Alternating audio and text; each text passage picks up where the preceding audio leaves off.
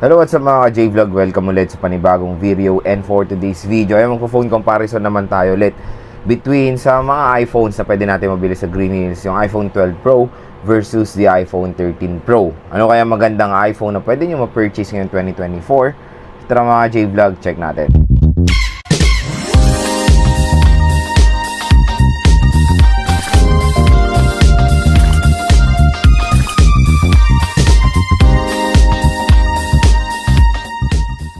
So nga pala mga J-Vlog, shout out sa mga nakanood ng pagbili ko ng personal phone ko na iPhone 13 Pro sa Green Hills.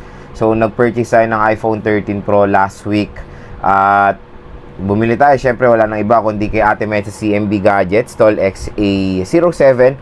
Pero meron pa tayo isang shop na nire-recommend, which is si Ate Annette sa ZMB Cellphone and Accessories, Tall XC7. So, yun nga, ang topic natin for today is the iPhone 12 Pro and iPhone 13 Pro. Kasi kahit nasa store ako or nasa shop, na-observe ko na naguguluhan pa rin yung mga ibang consumers, ano bang bibilin? 12 Pro ba or 13 Pro? First, dito muna tayo sa mga presyo nito. Medyo malayo kasi yung price difference sila. Yung iPhone 13, yung iPhone 12 Pro, yung 128, makakuha kayo nito, range nito 23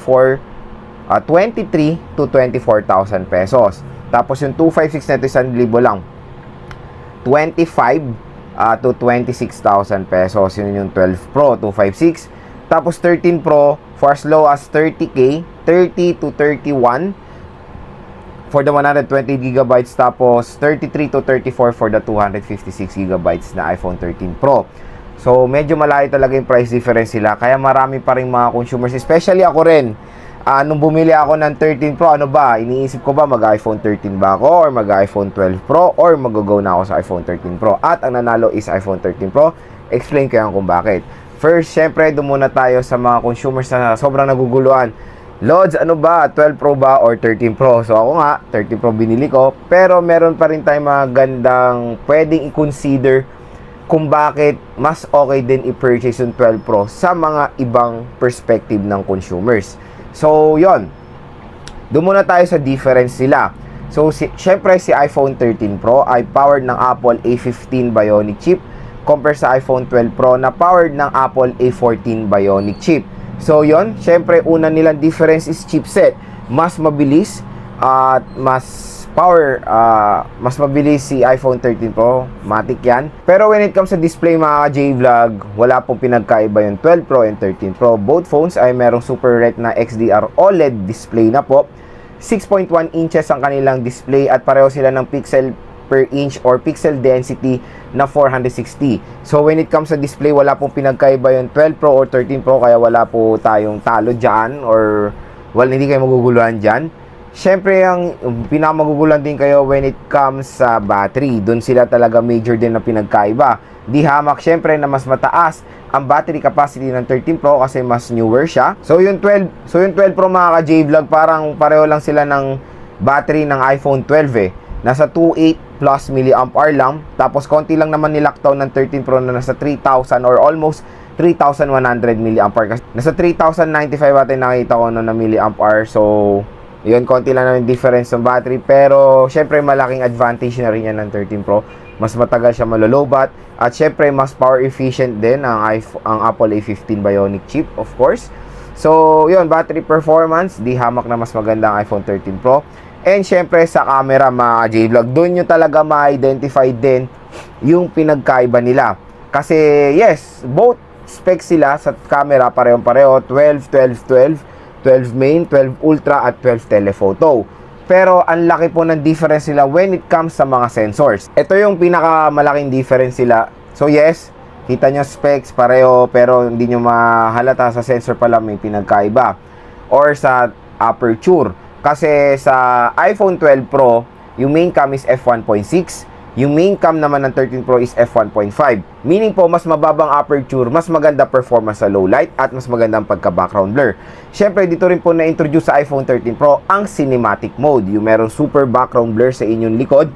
And mas mababa na po mga aperture ng telephoto at ultra-wide camera ng 13 Pro compare sa iPhone 12 Pro. Kaya mapapansin nyo, yung likod ng 13 Pro, mas malaki po ang camera lens niyan compare sa 12 Pro. So, napapansin nyo rin na every year, palaki po ng palaki ang mga sensors ng mga iPhones or yung mga camera lenses nila, dahil syempre mas pinapaganda or mas pinapa-enhance sila yung sensor compare sa megapixels. Yes, nag-jump tayo ng 48 megapixels sa iPhone 14 Pro Max. Magandang balita yan. Pero kung papapansin nyo sa 12.13 Pro, pareho sila ng spec sheet sa camera. Nagkaiba sila sa performance, kumbaga. So, kumbaga, mas maganda performance ng iPhone 13 Pro sa low light kasi mas mababa po ang kanyang aperture. So, yun sa mga naguguluhan, ayan, meron mga gandang specs na mo-offer si iPhone 13 Pro para sa inyo. At, yun, ang layo kasi ng difference sila. Pero, Lods, ano ba? Kasi ito lang budget ko, nasa 20 plus lang eh. 12 Pro lang talaga kaya ko. Ano ba, mag-iipon muna ba ako para makuha ko na yung iPhone 13 Pro or mag-stick na ako sa 12 Pro? Matagal pa ba ang usability nito? Yes, mga J-Vlog, napakatagal pa po magagamit ang iPhone 12 Pro sa market. Take note na support niya pa rin ang OS update, iOS 17. And for sure, ma-update pa to sa iOS 18, 19 or ang pinakasagad niyan is 20. Matagal pa yan, mga J-Vlog. Pwede nyo pa magamit yan ng ilang taon. And syempre, ang titingnan nyo rin dyan is yung chipset talaga. Super powerful pa rin ng 12 Pro when it comes sa chipset. iPhone 12, di ba? Nag-game test ko na yung same chipset lang sa 12 Pro na merong Apple A14 Bionic chip. Napakalupit pa rin po yan for gaming, mga J-Vlog. At pinakakalaban nyo lang talaga when buying a pre-love iPhone is yung battery. So syempre, marami pa rin nagfo-focus or talagang focus sila is battery health. Expect nyo na, mga J-Vlog, ilang taon na ang 12 Pro, magpo 4 years na ngayon taon. Asaan nyo na ng usually battery niyan 80 plus, swerte yan ako may 90. So, yon, parating yung titignan. Natagtaka kayo, ang taas ng battery health, mababa battery health, ang bilis na mamalobat nito. Tignan nyo kasi yung capacity, 2,800 mAh lang yan. So, tapos ang dami pang mga nagaran sa background. Sabi nyo, wala namang naka-open eh. Hindi nyo lang alam, may naka-open pa dyan or may nagaran pa sa background nyo na nagko-consume ng battery. For example dyan, ako as a iPhone user, nagtataka rin ako pag gising ko.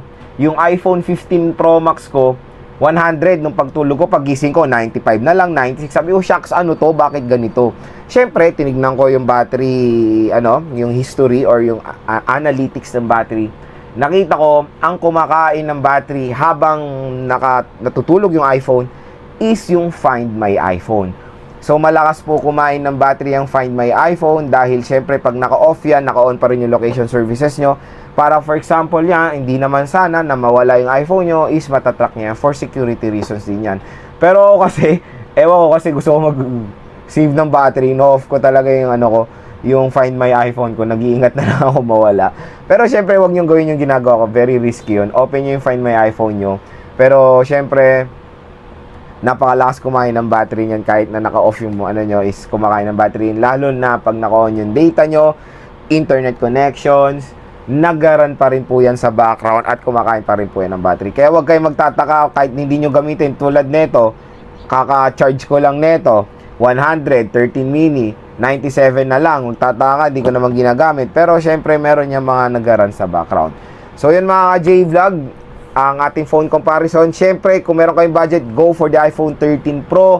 Napakasulit nyan, mga J-Vlog. Sobrang ganda, napakaliit, very portable, ang ganda for making contents, napakaganda ng camera, lalo na yung cinematic mode.